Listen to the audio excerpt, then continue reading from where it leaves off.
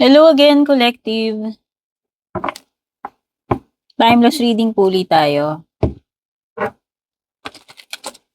Pwedeng mag-resonate sa inyo, pwedeng hindi.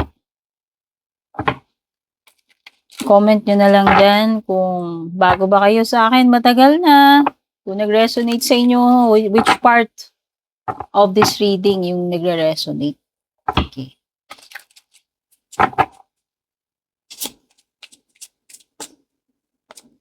Guys, kung type nyo tong suot na bracelet ko, itag ko dito sa video, somewhere sa screen, sa ibaba sa comment section kung saan nyo ma-check out itong magandang bracelet na to. Itong suot-suot ko sa ngayon, ito yung money attractor, money magnet na bracelet, no? Meron siyang tiger eye, meron siyang citrine, green aventurine. It's either itatag ko dito sa video, mag-appear sa screen, somewhere dyan sa ibaba or sa comment section. Yung product link.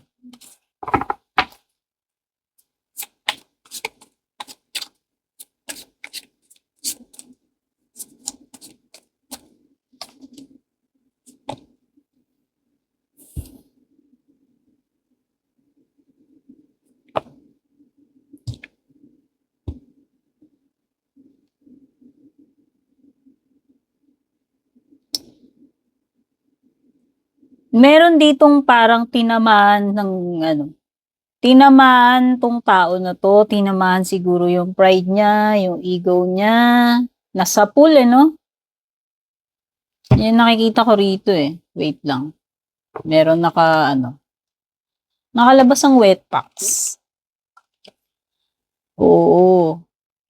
Tinamaan to, parang hindi niya ina-expect. Hindi niya ina-expect ito.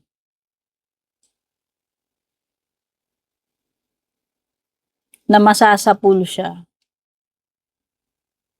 Biglang biglang nawala yung forma niya, yung angas niya, biglang nawala yung pride niya, yung ego niya.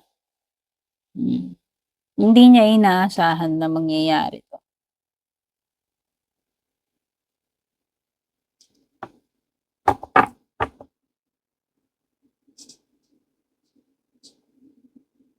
So, ibig sabihin, itong person na to,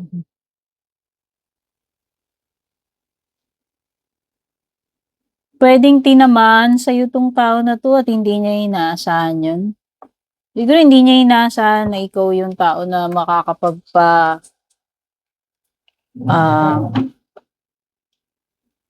ikaw yung babasag ng ego niya Siguro mataas ang tingin nito sa sarili niya. Hindi niya siguro ina-expect na mafo-fall siya sa'yo. Or mahulog siya sa charm mo. Or ma-in love siya, no? Tinry ka na netong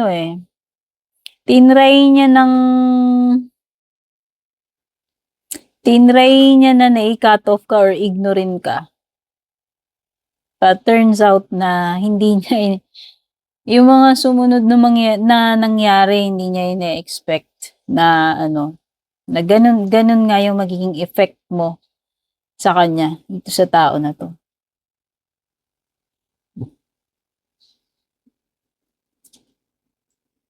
Noong una inisip niya hindi ka niya magugustuhan, no? Pwedeng na-meet mo siya through a friend. Pwedeng na-meet mo siya sa isang gathering party or yun nga, sabi ko nga parang pinakilala kayo sa isa't isa. At first, hindi siya interesado talaga siya sa'yo nung una. Hindi siya talaga, hindi kanya type. Hindi siya interested, may iba siyang gusto. Kaya nga sabi ko sa'yo, hindi niya ina-expect na, alam mo yun, mafo-fall or ma-attract siya sa'yo. And natamaan siya, natanggal yung natanggal yung angas niya, yung forma niya, yung pride niya, yung ego niya.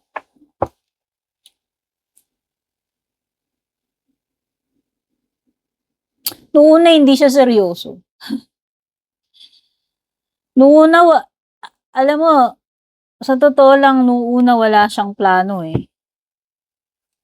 Hindi ka niya type, mataas ang standards niya. Sabi ko nga hindi siya attracted, out of his or her league ka niya, eh, alam mo 'yun?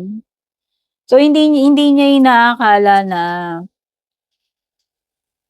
eto ngayon at nahuhulog siya sa'yo, eto ngayon at nagkakaroon siya ng curiosity, nagkakaroon siya ng attraction, ng interest sa'yo, na nung una hindi naman talaga 'yun.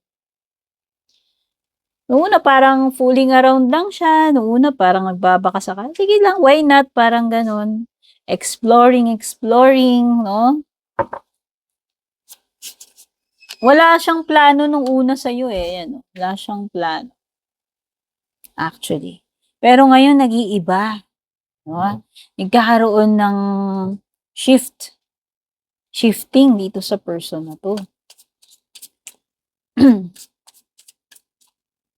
By the way, kung nagugustuhan niyo po yung mga readings ko, please don't forget to subscribe or follow. Laking tulong po yan.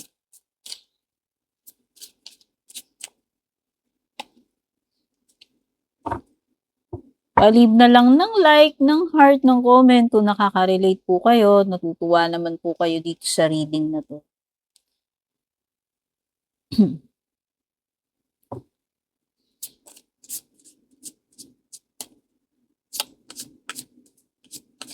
Ito kasi yung tipo ng person na matagal, sabihin na natin na matagal bago siya magkagusto sa isang tao. Hindi siya yung person na impulsive, hindi siya yung person na mababaw, so and so lang, ganyan. Gusto niya yung ano, eh, siguro seryoso ring klaseng tao 'to, or sabi ko nga mataas yung standards niya. Pero right now, bini-break niya yung rules niya.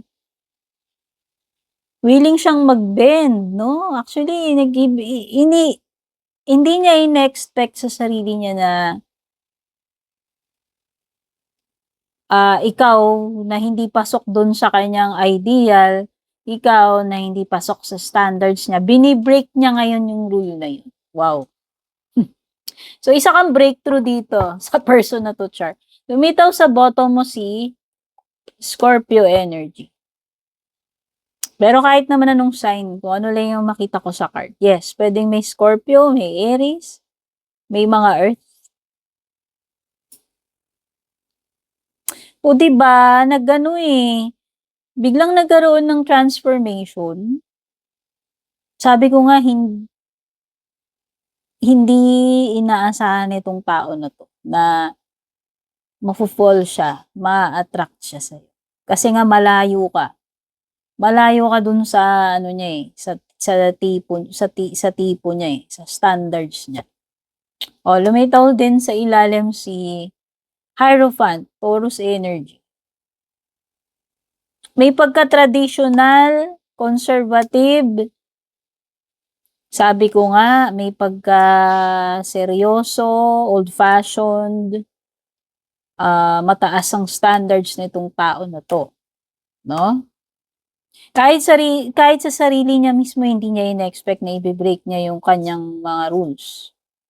Dahil lang sa'yo.